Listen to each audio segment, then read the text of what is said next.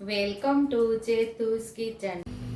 તો આજે આપણે બનાવીશું શિવરાત્રી સ્પેશિયલ શક્કરિયાની ચિપ્સ બનાવશું। બટેકાની ચિપ્સ તો તમે ઘણીવાર ખાધી હોય છે, પણ શિવરાત્રીમાં તો શક્કરિયાનું મહત્વ બહુ જ હોય છે અને અત્યારે સારા પ્રમાણની અંદર બજારની અંદર શક્કરિયા પણ મળી રહે છે। તો શક્કરિયાની આપણે ચિપ્સ બનાવશું। તો એના માટે આપણે અહીંયા શક્કરિયું લીધું છે। તો આ શક્કરિયું છે એ સુરતી શક્કરિયું છે, આ સુરતની અંદર જ મળે છે, એ આપણે કાઠિયાવાડની અંદર નથી મળતું। કાઠિયાવાડની અંદર આવા જે જાંબલી કલરના શક્કરિયા મળે છે, તો આ શક્કરિયા તો બધી જગ્યાએ મળી રહે છે, પણ આ સુરતની અંદર જ મળે છે। તો એ મારા મિસ્ટરના ફ્રેન્ડ સુરત ગયા હતા, તો એ લાવ્યા હતા, એણે મને આપેલું છે કે આ તમારે ચિપ્સ બનાવવી હોય તો આ શક્કરિયું તમારા માટે લાવેલ છે। તો આ શક્કરિયાની આપણે આજે ચિપ્સ બનાવશું, આમાંથી પણ બનાવશું અને આમાંથી પણ આપણે શક્કરિયાની ચિપ્સ તૈયાર કરી લેશું। તો પેલા શક્કરિયાને ધોઈ અને સરસ આપણે એની છાલ ઉતારી લેશું। તો અહીંયા આપણે શક્કરિયાને છાલ ઉતારી લેશું। શક્કરિયાને સરસ ધોઈ લીધું છે, આવું હોય છે સુરતી શક્કરિયું, તો એની આપણે છાલ ઉતારી લેશું।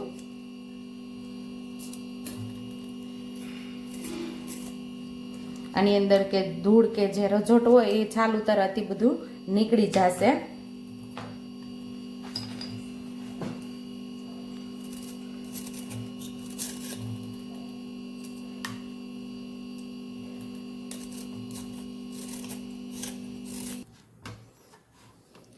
તો આવી રીતે આપણે નીચે પણ શક્કરિયાની ચિપ્સ બનાવી શકીએ છીએ।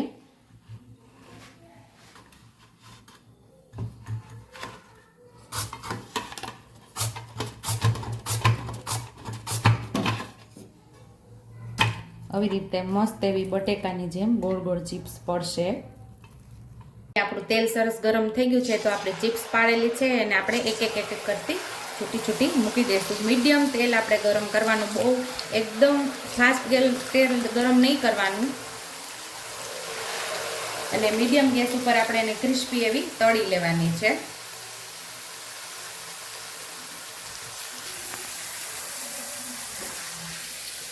મીડિયમ ગેસ ઉપર આપણે ફેરવતા ગોલ્ડન કલરની થાય ત્યાં સુધી આપણે એને સરસ ક્રિસ્પી એવી, જેવી આપણે બટેકાની ચિપ્સને તળીએ એવી જ આ ચિપ્સને આપણે સરસ તળી લેવાની છે।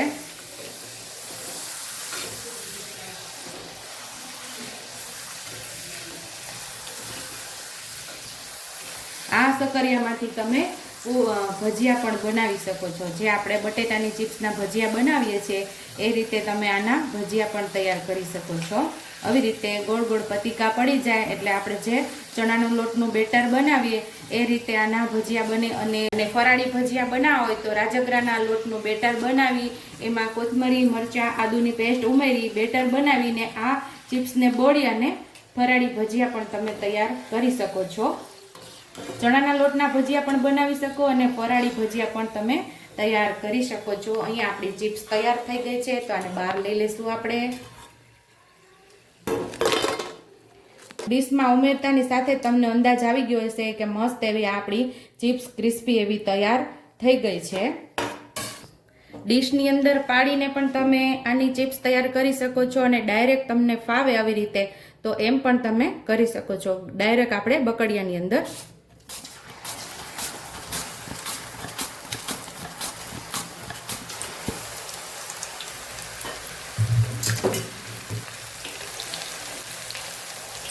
આને પણ મીડિયમ ગેસ ઉપર જ આપણે તળવાની છે।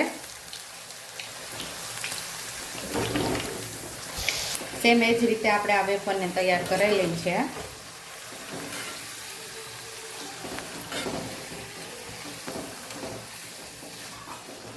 તો શક્કરિયાની ચિપ્સનો બીજો ઘાણવો પણ તૈયાર થઈ ગયો છે, એને પણ આપણે કાઢી લેશું ડીશની અંદર।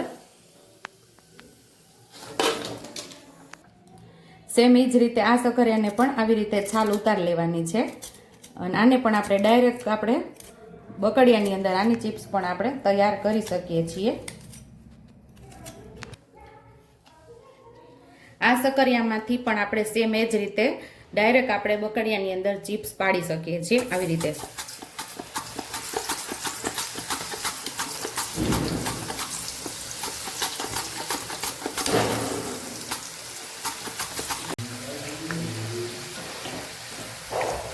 તો આ ચિપ્સ જે આપણે જાંબલી કલરના એટલે કે જે બીજા આપણે રેગ્યુલર સક્કરિયા આવે છે અને એની અંદરથી આપણે વ્હાઇટ કલરની ચિપ્સ તૈયાર થશે અને સુરતી સક્કરિયાની અંદરથી બીટ કલરની આપણી ચિપ્સ તૈયાર થશે.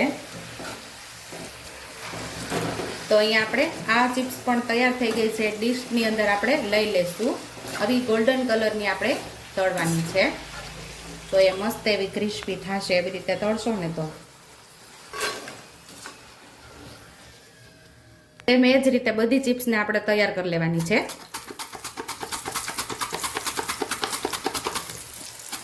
તો અહીંયા આપણી સક્કરિયાની બંને સક્કરિયાની ચિપ્સ તૈયાર છે. ઉપરથી આપણે મીઠું સ્પ્રિંકલ કરી દઈશું બંનેમાં અને લાલ મરચું પાવડર કરી દઈશું. આ જગ્યા ઉપર તમે મરી પાવડર પણ ઉમેરી શકો છો. તમને જેનો ટેસ્ટ ભાવતો હોય તમારે અહીંયા ઉમેરી શકો છો.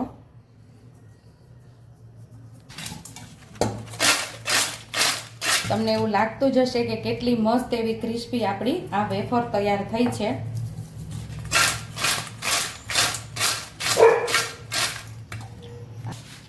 આને પણ સરસ આપણે મિક્સ કરી લઈશું. આ પણ મિક્સ કરતાની સાથે તમને એવું લાગશે કે કેટલી મસ્ત એવી ક્રિસ્પી આપણી વેફર તૈયાર થઈ ગઈ છે. સુપર ટેસ્ટી એવી સક્કરિયાની શિવરાત્રી સ્પેશિયલ આપણી ચિપ્સ તૈયાર છે. જો તમને મારી રેસીપી પસંદ આવી હોય તો મારી રેસીપીને લાઈક કરજો, શેર કરજો, સબસ્ક્રાઈબ કરજો, બેલ આઇકોનને દબાવતા ભૂલતા નહીં અને કમેન્ટ બોક્સમાં કમેન્ટ કરજો કે મારી રેસીપી કેવી લાગી. તો આવજો.